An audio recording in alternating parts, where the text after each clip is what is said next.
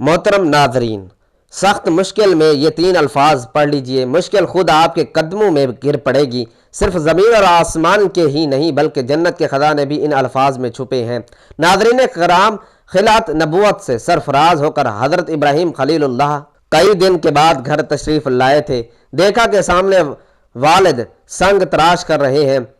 वालिद ने गज़बनाक निगाहों से बेटे को घूरते हुए सवाल किया, कहाँ से आ रहे हो? हज़रत इब्राहीम अलैहिस्सलाम ने वालिद का सवाल नज़रअंदाज करके झुककर एक तराशा हुआ छोटा सा बुत उठाया और अदब और एहतराम मलूज़ खातर रखते हुए निहायत मोहब्बत से वालिद से मुखातब हुए। कुरान करीम में बाप बेटे के इस मुकालमे को यूँ बयान फरमाया गया कि अब्बा जान, आप ऐसी चीज़ों को क्यों पूछते हैं जो ना सुने और ना देखें और ना आपके कुछ काम आ सकें? अब्बा जान, मुझे ऐसा इल्म मिला है जो आपको नहीं मिला, तो मेरे साथ हो जाओ, मैं आपको सीधी राह पर चला दूंगा। अब शैतान की पूजा ना कीजिए, बेशक शैतान अल्लाह का नाफरमान है। अब्बा जान, मुझे डर लगता है कि आपको अल्लाह का अजाब ना पकड़ ले और आप शैतान के साथी ना हो जाए। इनके वालिद ने कहा कि ए इब्राहिम, क्या तू मेरे माबूदों से बरगश्ता है? अगर तू बाज ना आएगा तो मैं तुझे संसार कर दूंगा।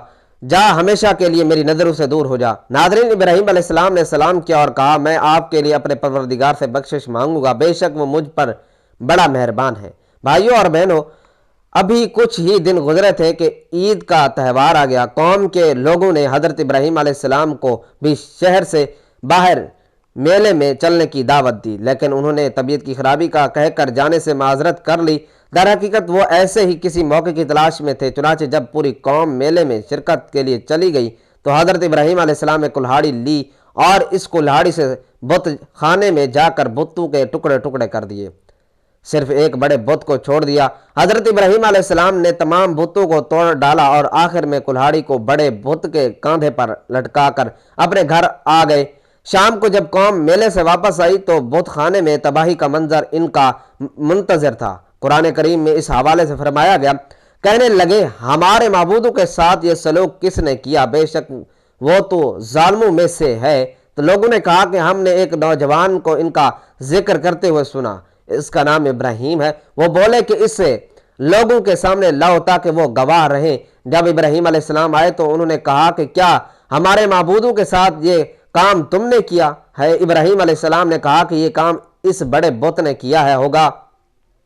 अगर ये बोलता है तो इनसे पूछ लो और सर नीचा करके बोलो, तुम जानते हो कि ये बोल नहीं सकते। नाज़रीन, बुतों को तोड़ने का अमल नमरूद समेत पूरी कौम के लिए नाकाबिले माफ़ी जुर्म था। लिहाजा फैसला किया गया कि हज़रत इब्राहीम अलैहिस्सलाम को आग में डाल दिया जाए ताकि आइंदा किसी को बुतों की बेहरमती करने की हिम्मत ना हो। चुनाचे पूरी कौम लकड़ियाँ जमा करने के अमल में मसरूफ़ हो गई।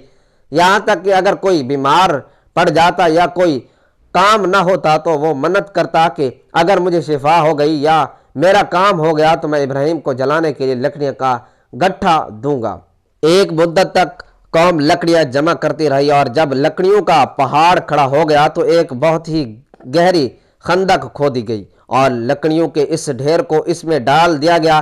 कहते हैं कि बहुत गहराई में होने के बावजूद भी लकड़ियों का ढेर आसमान से बातें कर रहा था। और जब जिस दिन लकड़ियों के ढेर में आग लगाई जानी थी, इससे पहले शैतान नमरूद के दरबार में पहुंचा और बोला, बादशाह सलामत, जब लकड़ियों के इस पहाड़ में आग लग गई तो इसकी तपिश की वजह से कोई भी इसके करीब ना जा सकेगा, लिहाजा आप इब्राहीम को आग में कैसे डालेंगे? नाजरीन, ये वो सवाल था जो ना नमरूद के कौन जहन में आया था और ना ही इसके मुशीर और मुसाहिबों के जहन में आया था। तो शैतान ने जब नमरूद को परेशान देखा तो फौरन बोला, तुम परेशान क्यों होते हो? मैं हूं ना, बस ऐसा करो कि अपना एक बेहतरीन शख्स मेरे हवाले कर दो, मैं इसे एक ऐसी मशीन बनाना सिखा दूंगा जिससे कोई भी चीज़ काफ़ी दूर तक फेंका जा सकता है। चुनाचे कौम में से एक बेहतरीन कारीगर को तलाश करके शैतान के हवाले कर दिया गया। नाज़रीन, यहाँ अल्लामा इमादुद्दीन इब्न कसीर रहमतुल्लाह अलैह तहरीर फरमाते हैं कि जो मशीन बनाई गई थी इसे मुंजनीक का नाम दिया गया। संगबारी की ये दस्ती मशीन एक मकाम पर खड़ी कर दी गई और मुंजनीक बनाने वाले शख्स का नाम हिजन था। वो दुनिया का पहला इंसान था जिसने मुंजनीक बनाई और जिसकी पादाश में अल्लाह ने इसे ज़मीन में धंसा दिया और वो क़यामत तक ज़मीन में ही धंसा रहेगा। और तारीख़ रिवायत में है कि शहर के लोग कई माह तक میدان میں لکڑیاں جمع کرتے رہے۔ دراصل قوم نمرود لکڑیاں جمع کرنے کا کام اپنے باطل معبودوں کی خوشنودی کے لیے کر رہی تھی تاکہ پتھر کے وہ سب معبود ناراضگی ختم کر دیں اور حضرت ابراہیم علیہ السلام کے ہاتھوں ہونے والے نقصان کی تلافی ہو سکے۔ لکڑیاں جمع کرنے کے بعد 7 دن اور رات پوری قوم اس میں آگ لگا کر اسے بھڑکا رہی، یہاں تک کہ اس کے شعلے فضا میں آسمان تک اس قدر بلند ہو گئے کہ اگر کوئی پرندہ اس پر سے گزرتا تو جل جاتا۔ آگ اپنے غیظ اور غضب کے ساتھ بھڑک رہی تھی۔ اللہ کے خلیل کو موٹی رسی میں جکڑ کر منجنیق کے پلڑے میں بٹھا دیا گیا اور ابلیس کے مکروہ چہرے پر شیطانی مسکراہٹ پھیل گئی۔ وہ بھیس بدل کر اس پورے عمل کی نگرانی کر رہا تھا۔ جس وقت پیغمبر خدا منجنیق کے ذریعے آگ کے اس خوفناک سمندر میں ڈالے جانے والے تھے، اسی وقت ملائکہ سمیت زمین اور آسمان کی سب مخلوق چیخ اٹھی کہ یا رب، تیرے خلیل پر کیا قیامت گزر رہی ہے۔ رب تعالیٰ نے فرمایا، جاؤ اگر مدد کر سکتے ہو تو کرو۔ فرشتوں نے مدد کرنے کے لیے حضرت ابراہیم علیہ السلام سے اجازت چاہی تو آپ علیہ السلام نے فرمایا کہ میرے لیے اللہ ہی کافی ہے، وہ میرا حال دیکھ رہا ہے۔ جبرائیل امین نے عرض کیا، آپ کو مجھ سے کسی قسم کی مدد کی حاجت ہے تو حکم کریں، میں حاضر ہوں۔ فرمایا، حاجت تو ہے مگر آپ کی طرف سے نہیں بلکہ اپنے رب کی طرف سے۔ حسبنا اللہ و نعم الوکیل۔ اور علامہ ابن کثیر رحمۃ اللہ علیہ تحریر فرماتے ہیں کہ جب مشرکین حضرت ابراہیم علیہ السلام کو منجنیق میں بٹھانے لگے تو اس وقت حضرت ابراہیم علیہ السلام اس دعا کو ورد زبان بنائے ہوئے تھے، لا الہ الا انت سبحانک انی کنت من الظالمین لک الحمد والملک لا شریک لہ۔ ناظرین، حضرت امام بخاری رحمۃ اللہ علیہ نے حضرت ابن عباس رضی اللہ تعالیٰ عنہ سے روایت کی ہے کہ جب حضرت ابراہیم علیہ السلام کو آگ میں پھینکا گیا تو انہوں نے کہا کہ حسبنا اللہ و نعم الوکیل، یعنی ہمیں اللہ ہی کافی ہے اور وہ بہترین کارساز ہے۔ اور رسول علیہ السلام فرماتے ہیں کہ جب حضرت ابراہیم علیہ السلام کو آگ میں ڈالا گیا تو انہوں نے کہا کہ اے میرے اللہ، تو آسمان میں تنہا ہے اور زمین میں تیری عبادت کرنے والا تنہا ہے۔ ارشاد باری تعالیٰ ہے، اور ہم نے حکم دیا اے آگ ٹھنڈی پڑ جا اور ابراہیم کے لیے سلامتی والی بن جا۔ علماء فرماتے ہیں کہ اگر اللہ تعالیٰ ٹھنڈی کے ساتھ سلامتی والی نہ کہتا تو اس آگ کی ٹھنڈک حضرت ابراہیم علیہ السلام کے لیے ناقابل برداشت ہو جاتی۔ بہرحال ناظرین، یہ ایک بہت ہی بڑا معجزہ ہے جو آسمان سے باتیں کرتی ہوئی دہکتی بھڑکتی آگ کے گل و گلزار بن جانے کی صورت میں حضرت ابراہیم علیہ السلام کے لیے اللہ تعالیٰ کی مشیت سے ظاہر ہوا، اور اس طرح اللہ نے اپنے نبی کو مشرکین کے شیطانی سازشوں سے محفوظ فرمایا۔ قصص الانبیاء میں تحریر کرتے ہیں کہ ابن عباس اور سعید بن مسیب ہے کہ جس وقت حضرت ابراہیم علیہ السلام کو آگ کے سپرد کیا جا رہا تھا، اس وقت بارش برسنے والا فرشتہ سخت اضطراب اور پریشانی کے عالم میں کہہ رہا تھا کہ کب مجھے حکم ملے گا کہ میں موسلا دھار بارش برساؤں، لیکن اللہ کا حکم اس کی سوچ سے بھی زیادہ برق رفتار تھا اور اللہ نے خود ہی آگ کو حکم فرما دیا تھا۔ ان نازک لمحوں میں حضرت جبرائیل علیہ السلام ان کے ساتھ تھے اور آپ علیہ السلام کی جبین اطہار سے پسینہ پہنچ رہے تھے، اور اس پسینے کے علاوہ کوئی اور تکلیف آپ کو نہیں پہنچی۔ حضرت کعب بن احبار رضی اللہ تعالی عنہ بیان فرماتے ہیں کہ جس روز حضرت ابراہیم علیہ السلام کو آتش نمرود کے سپرد کیا گیا، اس روز آگ سے تپش اور گرمائش کو زائل فرما دی گئی تھی، جس کی بنا پر نہ لوگوں کے چولہے گرم ہو سکتے اور نہ ہی آگ سے کوئی کام لیا جا سکتا۔ اور حضرت ابن کعب رضی اللہ تعالیٰ عنہ نے مزید فرمایا کہ اس روز آگ نے حضرت ابراہیم علیہ السلام سے بندھی ہوئی رسی کے علاوہ کچھ اور نہ جلایا۔ اور حضرت سعدی رحمۃ اللہ علیہ فرماتے ہیں کہ حضرت ابراہیم علیہ السلام کے ساتھ سایہ کرنے والا فرشتہ بھی تھا، اور 1 میل تک سایہ، ٹھنڈک اور سلامتی تھی، اور سرسبز باغ گل و گلزار بن گیا تھا، جبکہ آس پاس آگ اپنے شعلوں اور شرار کے ساتھ بھڑک رہی تھی اور حضرت ابراہیم علیہ السلام کی طرف لوگ دیکھ رہے تھے۔ سبحان اللہ۔ ناظرین، حضرت ابو ہریرہ رضی اللہ تعالیٰ عنہ یہ روایت کرتے ہیں کہ حضرت ابراہیم علیہ السلام کے والد کے کہے ہوئے کلمات میں سے سب سے اچھے کلمات وہ ہیں جو اس نے اپنے بیٹے کو آگ کے اندر اس حالت میں دیکھتے وقت کہے، اے ابراہیم، تیرا پروردگار بہتر پروردگار ہے۔ ابن عساکر رحمۃ اللہ علیہ حضرت اکرمہ رضی اللہ تعالی عنہ سے روایت کرتے ہیں کہ حضرت ابراہیم علیہ السلام کی والدہ نے جب اپنے لخت جگر کو گل و گلزار میں یوں مطمئن دیکھا تو پکارا، اے میرے بیٹے، میں بھی تیرے پاس آنا چاہتی ہوں، اللہ سے دعا کر کے تیرے ارد گرد کی آگ کی حرارت سے مجھے نجات دے۔ تو حضرت ابراہیم علیہ السلام نے عرض کیا، جی اماں۔ پھر آپ کی والدہ حضرت ابراہیم علیہ السلام کی جانب چلی آئی اور آگ نے انہیں کچھ نہ کہا۔ پھر بیٹے کے پاس پہنچ کر بیٹے کو گلے سے لگایا اور بوسہ دے کر واپس لوٹ آئی۔ حضرت منہال بن عمر رضی اللہ تعالیٰ عنہ فرماتے ہیں کہ مجھے خبر پہنچی کہ حضرت ابراہیم علیہ السلام وہاں گل و گلزار میں 40 یا 50 دن ٹھہرے، اور انہوں نے فرمایا کہ دنوں اور راتوں میں نے ان سے اچھی زندگی نہیں گزاری اور میری تمنا رہی کہ میرے تمام عمر اسی طرح ہو جائے۔ ناظرین، کفار اور مشرکین تو حضرت ابراہیم علیہ السلام سے انتقام لینا چاہتے تھے، مگر رسوا اور ذلیل ہوئے۔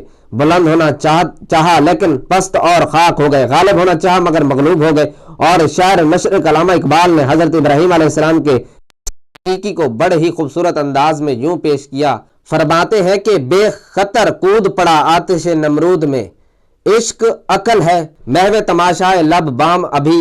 حضرت ابراہیم علیہ السلام کو جب آگ میں ڈالا گیا تو آپ علیہ السلام کی عمر اس وقت 16 یا 20 سال تھی۔ آپ علیہ السلام کتنی مدت تک آگ میں رہے، اس سلسلے میں 3 اقوال ہیں۔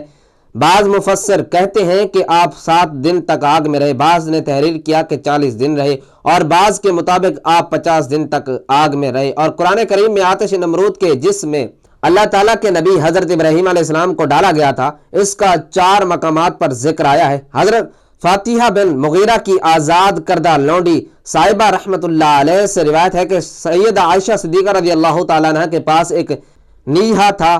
میں نے ان سے پوچھا کہ آپ اس سے کیا کام کر لیتی ہیں؟ فرمایا کہ ہم اس سے چھپکلیاں مارتے ہیں، کیونکہ ہمیں اللہ کے نبی صلی اللہ علیہ وآلہ وسلم نے بتایا کہ حضرت ابراہیم علیہ السلام کو آگ میں ڈالا گیا تو زمین کے سب جانور آگ بجھانے میں مصروف تھے سوائے چھپکلی کے، وہ آگ تیز کرنے کے لیے پھونک مارتی تھی، چنانچہ رسول علیہ السلام نے اسے مارنے کا حکم دیا ہے۔ ناظرین، یہ نوجوان ابراہیم علیہ السلام کا اپنے اللہ پر کامل ایمان اور یقین تھا کہ صرف ایک اکیلا شخص باطل کے طاقتور قوتوں کے مد مقابل استقامت اور صبر کے ساتھ ڈٹا رہا، اور جب انہیں آگ میں بھڑکتے سمندر میں پھینکا تو لبوں پر تھا حسبنا اللہ و نعم الوکیل۔ اور آج 58 مسلم ممالک اور 2.5 ارب سے زیادہ مسلمانوں کے پاس دنیا کی ہر نعمت وافر مقدار میں موجود ہے، ایٹمی قوت کے مالک بھی ہیں، لیکن اگر کسی چیز کی کمی ہے تو وہ ہے ایمان اور یقین کی قوت کی، اور صرف اس ایک محاذ نے امت مسلمہ کو دنیا بھر میں ذلیل اور خوار کر رکھا ہے۔ علامہ اقبال نے سالوں پہلے فرمایا تھا کہ آج بھی ہو جو ابراہیم کا ایمان پیدا آگ کر سکتی ہے انداز گلستان پیدا۔ اللہ پاک سے دعا ہے کہ ہمیں بھی ایمان ابراہیمی کے حلاوت نصیب فرمائے، آمین یا رب العالمین۔ تو محترم ناظرین، اللہ کے پیارے اور برگزیدہ نبی حضرت ابراہیم علیہ السلام کو جب آگ میں ڈالا جا رہا تھا تو اس سے مشکل وقت اور کیا ہو سکتا تھا، اور اس مشکل وقت میں بھی جو کلمہ حضرت ابراہیم علیہ السلام نے پڑھا وہ کلمہ رہتی دنیا تک کے لیے وظیفہ بن گیا۔ لہٰذا جب بھی مشکل وقت درپیش آئے تو حضرت ابراہیم علیہ السلام کی یہ دعا بار بار پڑھیں اور تب تک اس کو ورد زبان رکھیں جب تک مشکل خود آپ کے قدموں میں نہ گر پڑے۔ لہٰذا مشکل وقت میں حسبنا اللہ و نعم الوکیل پڑھنا ہے۔ پیارے نبی صلی اللہ علیہ وآلہ وسلم کی تعلیمات کے عین مطابق اب دوسرا کلمہ ہے جو جنت کے خزانوں میں سے ہے، جس کا ذکر حضور علیہ السلام نے کیا۔ حضرت ابو موسیٰ اشعری رضی اللہ تعالیٰ عنہ کہتے ہیں کہ ایک مرتبہ ہم لوگ رسول اللہ صلی اللہ علیہ وآلہ وسلم کے ہمراہ ایک سفر میں تھے کہ لوگوں نے ایک موقع پر پکار کر تکبیر کہنا شروع کیا۔ آپ صلی اللہ علیہ وآلہ وسلم نے یہ سن کر فرمایا کہ لوگوں اپنی جانوں کے ساتھ نرمی اختیار کرو، یعنی اتنی بلند آواز سے تکبیر نہ کہو، کیونکہ تم تکبیر کے ذریعے کسی بہرے یا غیر موجود کو نہیں پکارتے یا نہیں یاد کرتے، بلکہ اسے پکارتے ہو جو سننے والا ہے اور دیکھنے والا ہے، اور وہ تمہارے ساتھ ہے، یعنی وہ تمہارے حال پر مطلع ہے۔ تم جہاں کہیں بھی چاہو اسے بآواز بلند یاد کرو، چاہے آہستہ آواز سے یاد کرو، اس کے لیے دونوں برابر ہیں، اور جس کو تم پکارتے ہو وہ تم میں سے ہر شخص کے اس کی سواری کی گردن سے بھی زیادہ قریب ہے۔ حضرت ابو موسیٰ کہتے ہیں کہ اس وقت آپ صلی اللہ علیہ وآلہ وسلم کے پیچھے اونٹ پر پیادہ تھا اور اپنے دل میں یہ پڑھ رہا تھا لا حول ولا قوت الا باللہ، کہ آپ صلی اللہ علیہ وآلہ وسلم نے فرمایا کہ عبداللہ بن قیس، کیا تمہیں جنت کے خزانوں میں سے ایک خزانہ نہ بتلاؤں؟ میں نے عرض کیا یا رسول اللہ صلی اللہ علیہ وآلہ وسلم ضرور بتلائیں۔ تو آپ صلی اللہ علیہ وآلہ وسلم نے فرمایا کہ وہ خزانہ یہی لا حول ولا قوت الا باللہ ہے۔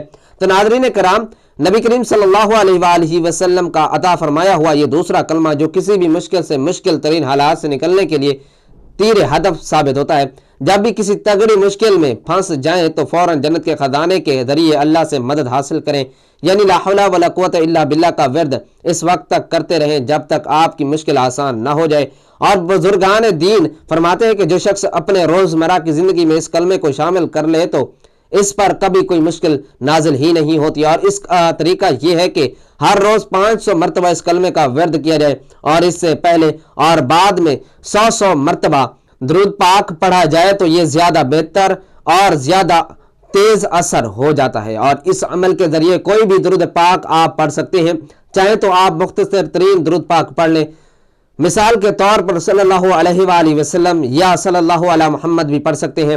اسی طرح ناظرین، مشکل وقت سے نکلنے کے لیے جو تیسرا کلمہ ہے وہ انتہائی بابرکت ہے۔ حضرت عبد الرحمن بن عوف سے روایت ہے کہ نبی صلی اللہ علیہ وآلہ وسلم باہر تشریف لائے اور میں آپ صلی اللہ علیہ وآلہ وسلم کے پیچھے چلا، یہاں تک کہ آپ صلی اللہ علیہ وآلہ وسلم کھجور کے باغ میں داخل ہو گئے۔ پھر آپ صلی اللہ علیہ وآلہ وسلم نے سجدہ فرمایا اور بہت طویل سجدہ فرمایا، یہاں تک کہ مجھے خوف ہوا کہ اللہ تعالیٰ نے آپ صلی اللہ علیہ وآلہ وسلم کو اپنے پاس بلا لیا ہے یا آپ صلی اللہ علیہ وآلہ وسلم کی روح قبض فرما لی ہے۔ پھر میں نے نبی کریم صلی اللہ علیہ وآلہ وسلم کے قریب آیا تو تاکہ قریب سے دیکھ سکوں۔ پھر رسول اللہ صلی اللہ علیہ وآلہ وسلم نے اپنا سر مبارک اٹھایا اور فرمایا کہ بے شک جبرائیل نے مجھے بتایا کہ کیا میں آپ صلی اللہ علیہ وآلہ وسلم کو یہ خوشخبری نہ سنا دوں کہ بے شک اللہ تعالیٰ یہ فرماتے ہیں کہ جو آپ صلی اللہ علیہ وآلہ وسلم پر درود بھیجے گا میں اس پر رحمت نازل کروں گا، جو آپ صلی اللہ علیہ وآلہ وسلم پر سلام بھیجے گا میں اس پر سلامتی نازل کروں گا۔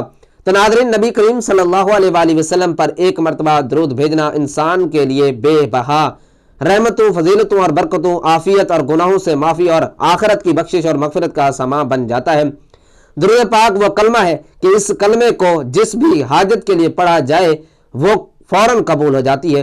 مشکلات کے حل کے لیے پڑھیں تو مشکلات دور ہو جاتی ہیں، مال و دولت اور رزق کے حصول اور برکت کے لیے پڑھیں تو برکت ملتی ہے، اولاد کی سلامتی کے لیے پڑھیں تو ملے گی، دنیا کی یا آخرت کی حاجت کے لیے پڑھا جائے تو اللہ کریم ان حاجات کو بھی پورا فرما دیتا ہے۔ حضرت ابو سعید خدری رضی اللہ تعالیٰ عنہ بیان کرتے ہیں کہ نبی صلی اللہ علیہ وآلہ وسلم نے فرمایا کہ جو لوگ کسی ایسی مجلس میں بیٹھتے ہیں جس میں وہ اللہ کا ذکر نہیں کرتے اور نبی صلی اللہ علیہ وآلہ وسلم پر درود نہیں پڑھتے تو قیامت کے دن یہ مجلس اجر عظیم سے محروم کی وجہ سے ان کے لیے حسرت کا باعث ہوگی، اگرچہ وہ ثواب کے لیے جنت میں بھی داخل ہو جائیں۔ اور حضرت ابو ہریرہ روایت کرتے ہیں کہ رسول اللہ صلی اللہ علیہ وآلہ وسلم نے ارشاد فرمایا کہ لوگ جس مجلس میں بیٹھتے ہیں اگر اس میں اللہ کا ذکر نہیں کرتے اور اپنے نبی صلی اللہ علیہ وآلہ وسلم پر درود نہیں پڑھتے تو ان کی یہ مجلس قیامت کے دن ان کے لیے باعث حسرت ہوگی۔ اگر اللہ تعالیٰ نے چاہا تو انہیں معاف کر دے گا، اگر چاہا تو پکڑ لے گا۔ تو ناظرین، کوئی بھی مشکل ہو ان کلمات، ان وردوں اور تلاوات کو اللہ سے حل کروائیں۔ اللہ تبارک و تعالیٰ سے دعا ہے کہ ہم سب کو نیکی کی بات کو سننے، سمجھنے اور اس پر عمل کرنے کی طاقت اور توفیق مرحمت فرمائے۔ میرا سنانا اور آپ کا سننا اپنی پاک بارگاہ الہی میں قبول و منظور فرمائے، آمین یا رب العالمین۔ اور ناظرین، آخر میں حضور پاک صلی اللہ علیہ وآلہ وسلم کے ہر چاہنے والے سے درخواست ہے کہ جاتے جاتے کمنٹ باکس میں ایک پیارا اور مختصر سا درود صلی اللہ علیہ وآلہ وسلم کمنٹ باکس میں ضرور لکھتا جائے۔ اللہ تعالیٰ آپ سب کا حامی و ناصر ہو، آمین۔ جزاکم اللہ خیرا کثیرا۔